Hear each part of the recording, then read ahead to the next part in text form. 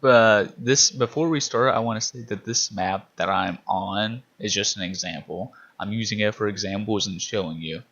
Your map should not look like this ever. Otherwise, it'd be pretty bad.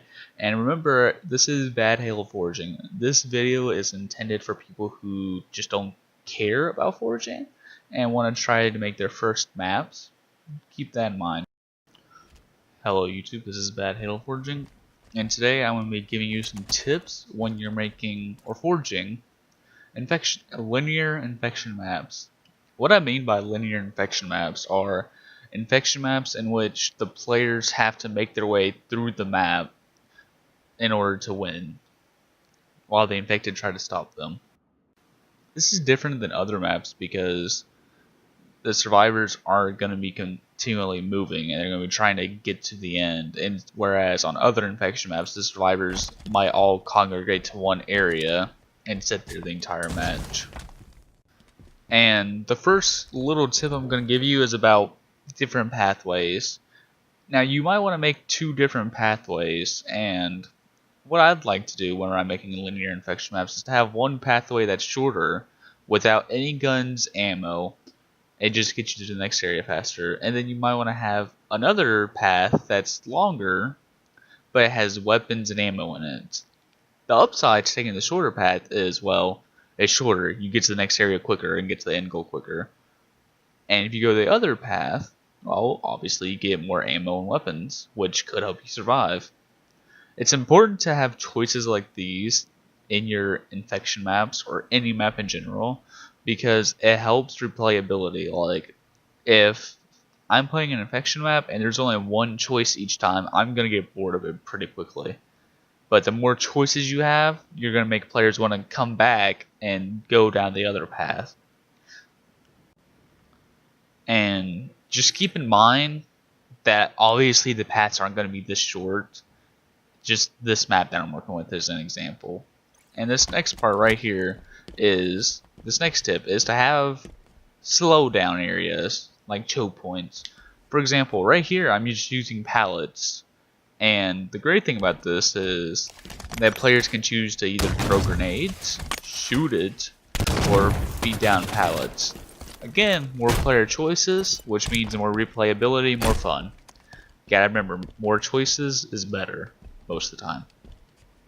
Another few ideas you could have is a timer where you have to press a button and wait for 10-20 seconds for it to despawn after pressing it, the door.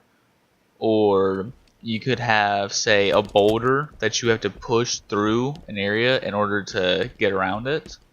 That's what a lot of people used to do in Halo 3 when we didn't have scripting. Or you could do pallets like I do. And there's pros and cons to all of them. I'm not going to go over them because that would be way too lengthy.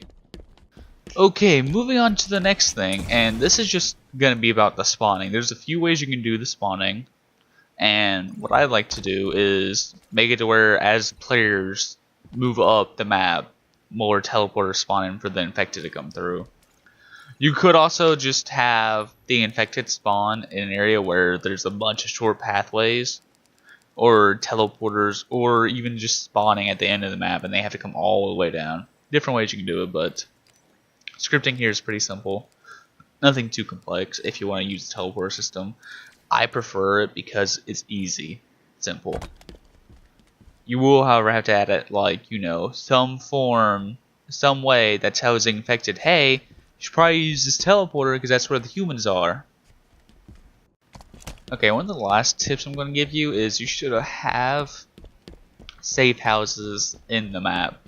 What I mean are just like little areas that are easily defendable where players can sit for a little bit if they need to, and where weapons are located.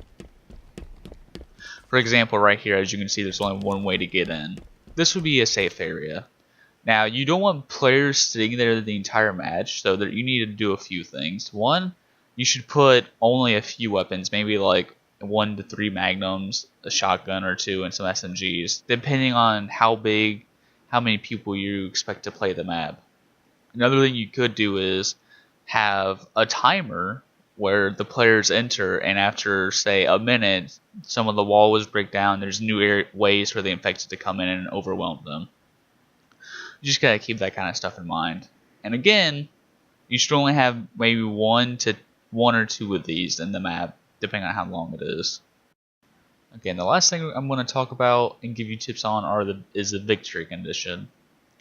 And there's a few ways you can do this. You could have, like, if you've ever played the one map where there's 5 levels and the weapons get progressively better and better until at the end they have rockets and fuel rods, the survivors, then you'll know what I'm talking about.